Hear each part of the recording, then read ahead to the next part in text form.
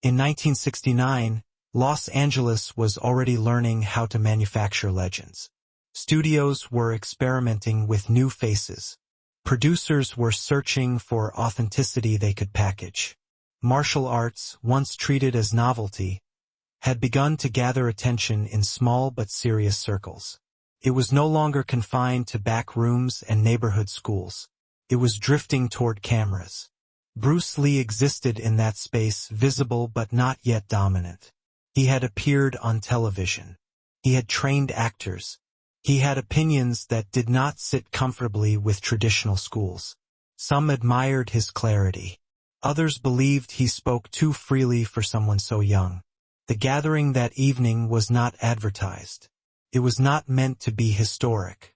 It took place inside a private residence in the hills, a house often used for industry dinners and quiet negotiations. There were no banners, no ring, no official referee.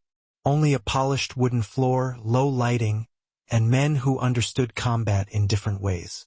Some were stunt coordinators. Some were students of traditional Chinese systems. A few were simply curious. All of them carried expectations. Bruce arrived without ceremony. Witnesses later said he did not enter the room as a challenger or as a performer. He entered as if he were visiting friends. His clothing was simple. No traditional uniform. No display of rank. He greeted the host. He smiled briefly at a familiar face. Then he stood off to the side, observing. At that time, he was speaking often about efficiency. He questioned rigid forms. He questioned inherited structure. He suggested that many classical systems had become attached to tradition rather than reality. To some ears, this sounded like clarity. To others, it sounded like disrespect.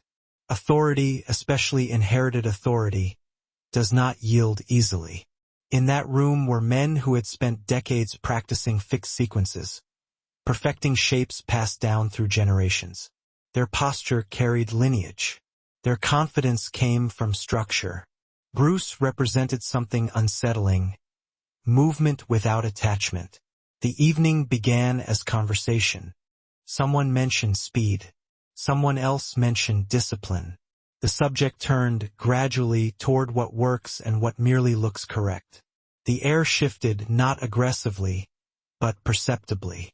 Witnesses later described a subtle tightening in the room.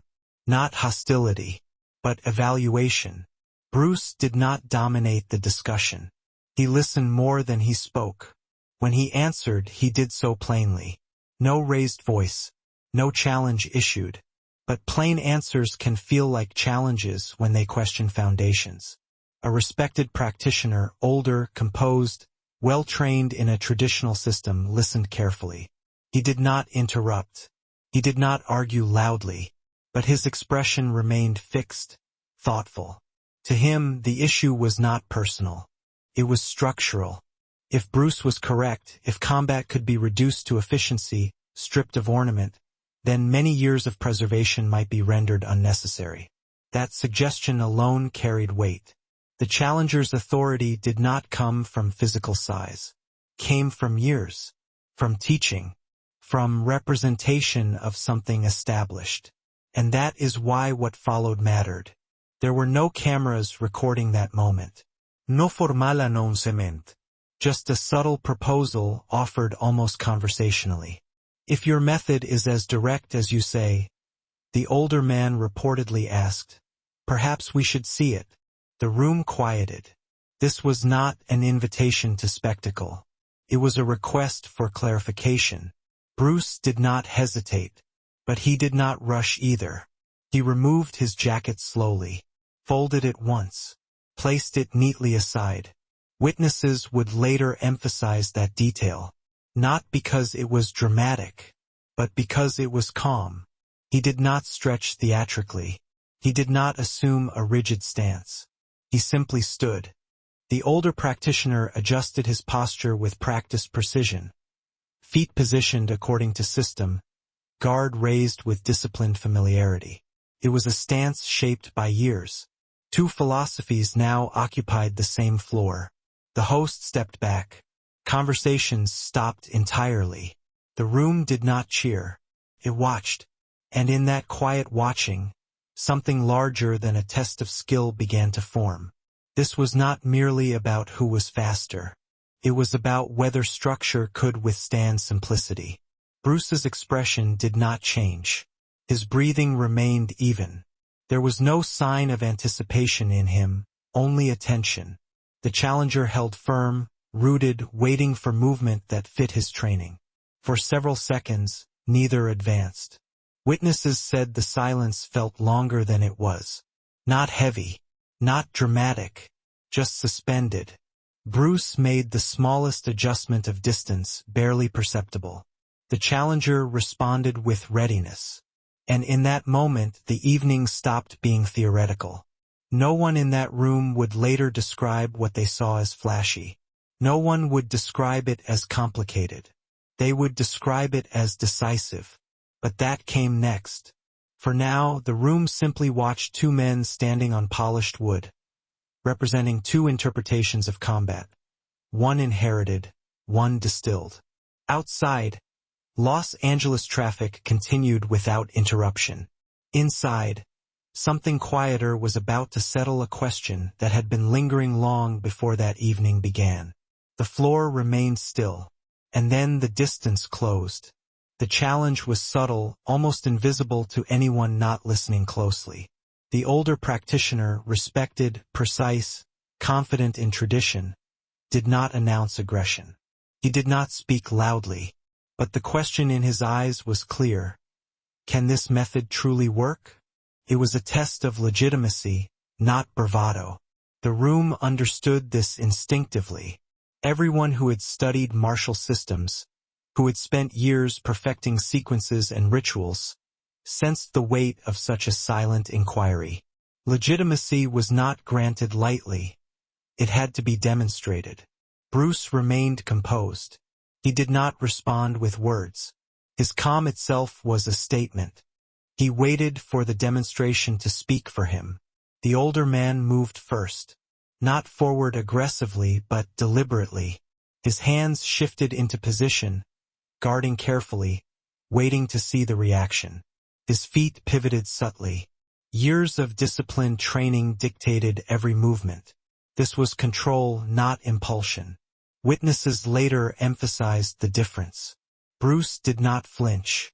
He did not tense unnecessarily. Every muscle seemed aware, yet relaxed. There was a quiet precision in the way he measured distance, weight, and timing. The room's attention narrowed. Conversations had ceased entirely. Even the host, who had seen Bruce move before, felt a sudden tension in the air. This was no longer curiosity. It was observation of authority confronting tradition. Then came the first movement, a simple, almost imperceptible shift in stance from Bruce. No guindup, no teatrix. The challenger's eyes flicked down, registering the change, and his posture adjusted. It was subtle, but it indicated recognition. This was different. This was not what he had trained for. No words were exchanged. None were needed. The legitimacy of Bruce's approach had been framed by this moment alone. The question of whether his method could withstand scrutiny hung in the air. The older man made a deliberate forward motion, testing reach, speed, and timing. The room leaned in, collectively sensing that this would be decisive, though they did not yet know how. Bruce's response was measured, minimal, and efficient. He did not attack. He did not show force. He simply demonstrated that movement could be precise, inevitable, and contained. Every subtle adjustment of foot and hand conveyed his control over the situation. Witnesses later said it was unlike any exhibition they had seen. Not a fight, not a performance. More like a quiet unfolding of logic made physical. Each step, each shift, each reaction carried information. By the end of the first exchange, something unspoken had passed between them. Respect, acknowledgement, and, perhaps, the realization that the challenge was no longer theoretical. The room remained silent, not out of fear but of recognition. Everyone present understood that authority was no longer tied to tradition alone, and that mastery could appear quietly, decisively, without announcement. In those moments, the older practitioner adjusted his guard slightly. Not in surrender, but in acknowledgement. The public question had been answered in its own way. The tension did not vanish immediately. It lingered, like a held breath, signaling that what would follow, the demonstration itself, would be even more instructive. Bruce's calm had become a counterweight. The room understood this. Authority could exist without aggression. And in doing so, it reshaped the atmosphere entirely. No one spoke. No one moved. The room had shifted subtly, but irreversibly. And in that silence, the inevitability of what was to come became clear.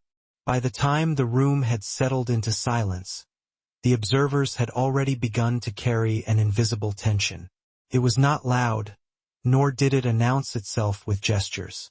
It was the weight of expectation, the kind that accumulates when authority is questioned and the answer is about to be demonstrated. Everyone present had a different perspective.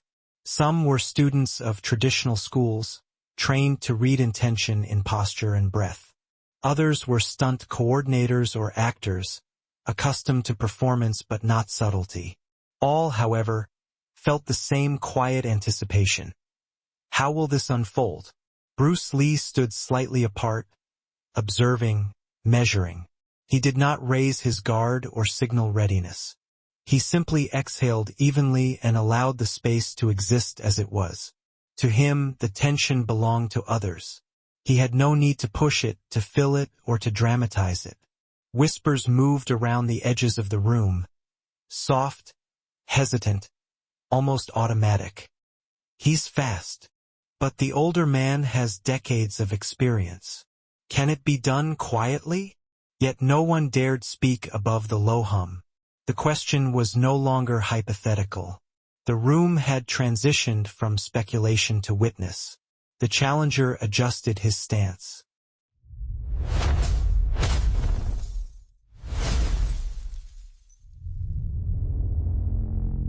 There was a subtle tightening in his shoulders, a small shift in weight.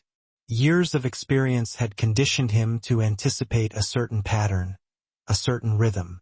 Bruce offered neither. There was no telegraphing of intention, only presence. In those moments, every eye measured every fraction of motion. Small details, foot placement, hand angle, slight tilts of the head became magnified. Each movement could signify a strategy, a reaction, or a misstep. This was the crucible of expectation, an unspoken agreement that only action could resolve. Words had ceased to carry meaning. Reputation and experience were no longer sufficient. The authority of mastery demanded proof, and it would be visible, or it would remain unresolved. Bruce shifted his weight slightly forward. Almost imperceptibly, the movement was not preparation for attack. It was an adjustment of balance, a subtle realignment. Those trained to watch closely noticed it instantly. Others felt it without naming it. Something had changed in the room. The older practitioner responded instinctively. Years of discipline dictated a reaction, yet it was clear he had not anticipated the simplicity of Bruce's timing. No strike had been launched. No force had been committed. Only the precise management of distance and motion. Witnesses would later describe the feeling in the room as heavy but clear. Expectation was present, yes, but it had become tangible, measured, and inevitable. The audience of onlookers, though silent, felt the shift in their own bodies. The psychology of the moment had begun to assert itself. Here, the weight of expectation did more than anticipate outcome. It tested character. The older practitioner could not act impulsively. He could not overcommit. The room understood that a single misstep could expose the limits of his system. Every movement had to be deliberate, controlled, and restrained. Bruce's calm allowed him to exist above the tension. He did not seek to dominate it. He simply moved within it, letting the invisible force of expectation work against the challenger. The room held its collective breath. The moment had become larger than a challenge of skill. It had become a demonstration of psychological control. Then, with no further warning, Bruce initiated the smallest of motions. It was simple, unassuming, and yet entirely deliberate. The effect, however, was immediate. The room, already attuned to expectation, registered the inevitability of what was about to follow. In those quiet seconds, the observers understood that mastery could be decisive without spectacle, and that authority was not always visible. Sometimes it was simply felt. And in that calm awareness, the stage was set for the silent demonstration to unfold. The demonstration began without ceremony. There was no signal, no drumbeat, no staged movement. Bruce Lee moved as though he had always been there, and yet every action was deliberate, measured, and inevitable.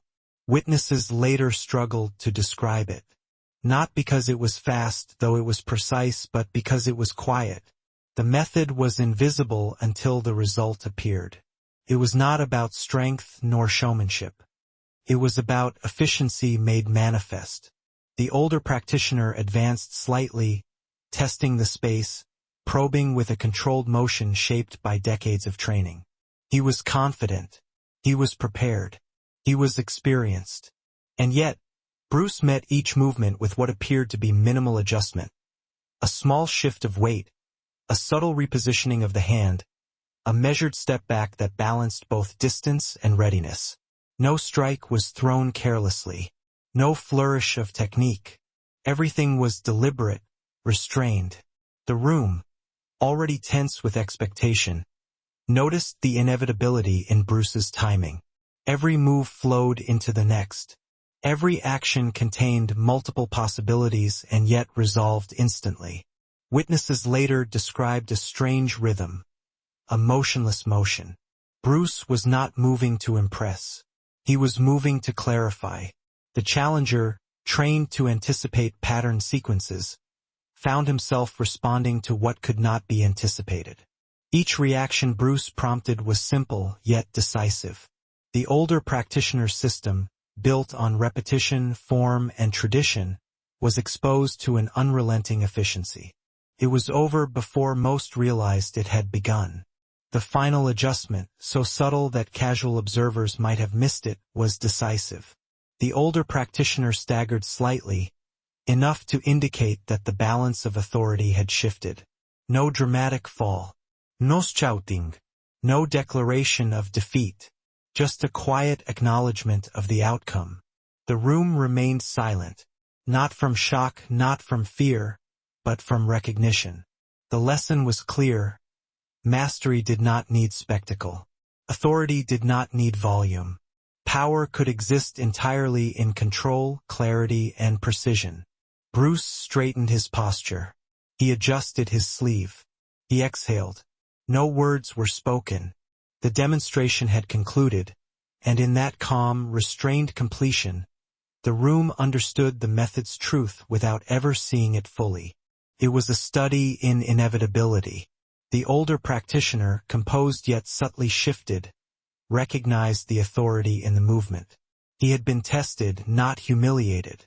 He had learned without being taught. Witnesses would later emphasize that there was no excitement, no applause, no theatrics. The demonstration was brief, efficient, and total. It was not a fight. It was a statement. In that quiet, decisive moment, everyone in the room, students, actors, teachers, understood that something had changed. A boundary had been tested and redefined, not with words, but with subtle action. Bruce Lee had demonstrated mastery not by overpowering, but by controlling space, timing, and expectation. The psychological shift was instantaneous. The challenger, trained for endurance and spectacle, had no defense against efficiency and inevitability. The room exhaled together, though quietly. Not relief but comprehension.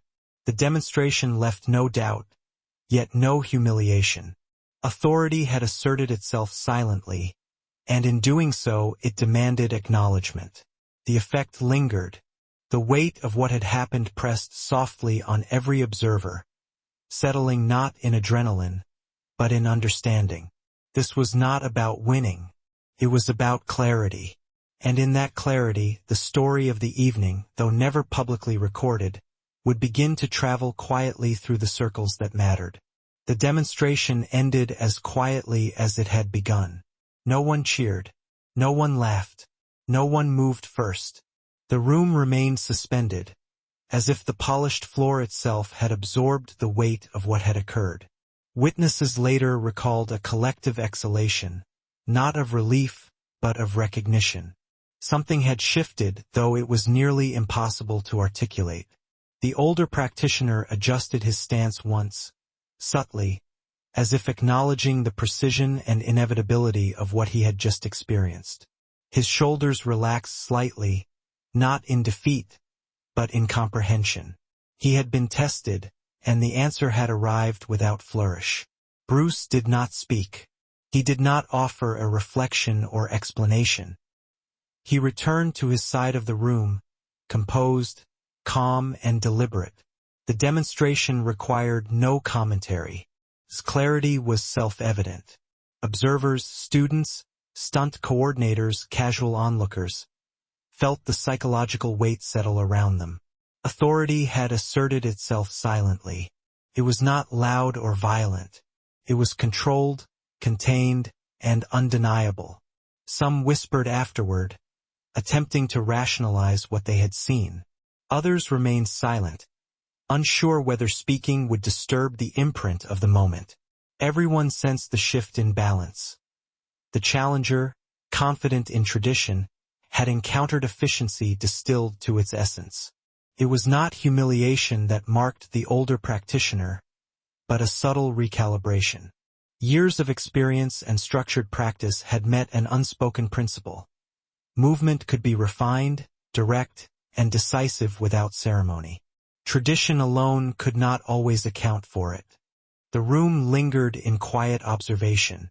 Even the host, accustomed to high-energy gatherings, noted a calmness heavier than before, a gravity that demanded attention without enforcing it. Witnesses described how the silence extended. Not awkward or tense, but reflective. The room itself seemed to acknowledge that the lesson was complete. There was no need for repetition, no need for debate. The method had spoken for itself. Bruce adjusted his jacket, prepared to leave, yet he lingered just long enough to acknowledge those who had attended. There was no arrogance, no self-congratulation, just presence, just quiet authority. Over the following minutes, conversation returned slowly, measured. The earlier tension transformed into respect. Not all present understood the technical details, but all understood the psychological outcome. Mastery could exist without volume, without aggression, without spectacle. The older practitioner did not leave the room visibly changed. He did not speak of defeat or error. He simply carried a subtle shift in awareness, a recognition that control, clarity, and inevitability had a quiet, almost invisible authority. It was in that stillness, in the lack of dramatics, that the lesson would endure. The room would eventually empty, but the silence lingered in those who had witnessed it. Years later, when recalling that evening, no one would focus on the physical exchange.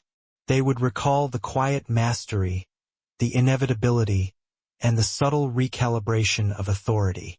In that moment, Bruce Lee had not merely demonstrated a technique. He had reframed perception. Authority, it became evident, could manifest without spectacle, yet leave a lasting impression far beyond the visible motion.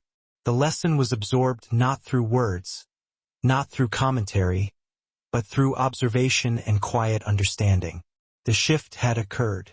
The demonstration was over, and yet its resonance would quietly expand over time. The event, though never formally recorded, traveled quietly through whispers, recollections, and private conversations. Within months, the story reached students of various schools, stunt coordinators, and actors who had trained under different systems. Some had been in the room that night. Others had heard from those who had witnessed the demonstration. Each retelling varied in detail, but all shared the same impression. Something decisive had occurred, subtle yet irreversible. Bruce Lee's presence in Los Angeles began to shift. Not suddenly, not dramatically, but subtly. Doors that had once required negotiation opened with less hesitation. Interest in his teaching grew not merely for technique, but for the clarity of his approach. Those who understood the quiet power of efficiency recognized that what they had seen was not a stunt, nor an exhibition, but a proof of principle. The older practitioner, whose authority had been quietly challenged, continued teaching. He did not speak of the evening openly. He incorporated, however unconsciously, an awareness of the limits of structure and the strength of simplicity. His students noticed a subtle change in his posture, in his readiness, in his framing of technique. The encounter had recalibrated his perception of mastery. Stories of that night became reference points. They were not used for boasting. They were not repeated for spectacle. They were quietly cited in conversations about effectiveness, clarity, and presence. Some students would recall the lesson years later, describing Bruce not as a challenger, but as a teacher who demonstrated the potential of movement distilled to its essence. Bruce continued to refine his methods, traveling, teaching, and developing what would become Jeet Kune Do. Yet the principles observed that evening, the inevitability, the quiet authority, the psychological mastery, remained central. They were embedded in his work, unseen but present, like a foundation beneath a building. Years later, those who had witnessed the event or heard of it in its early retellings would speak of it as a legend. Not because it was flashy, not because it involved violence, but because it captured a rare truth. Mastery could manifest quietly, decisively, and enduringly. It was psychological, not aggressive. Minimal, not excessive. The demonstration became a teaching point in private circles. Teachers would recount the evening as a model of restraint, of inevitability, of silent authority. It influenced how lessons were approached, how expectations were managed, and how efficiency was valued over ornamentation. Bruce's work after 1969 would ripple across generations. His philosophy, often articulated through practice rather than speech, drew directly from the clarity exemplified that night. Students recognized that what mattered most was not public recognition or spectacle. It was principle, executed with control, humility, and precision. The challenger never publicly contested the story. The event became a quiet pivot in his own journey as a teacher, a subtle lesson in the limitations of rigid structure and the impact of distilled efficiency. The legend did not need embellishment. The outcome spoke clearly, without exaggeration. Over decades, the memory of that evening solidified into mythic quietness. Not a myth of force, but a myth of principle. Bruce Lee's demonstration was cited in whispered reverence by those who understood that mastery was less about dominating opponents and more about commanding space, perception, and inevitability. By the end of his life, Bruce's influence had become global. Those who had known him personally often reflected on moments like that 1969 evening. Not the fights captured on film, but the quiet tests that revealed his philosophy in practice. Those who witnessed it learned that mastery does not require volume, spectacle, or arrogance.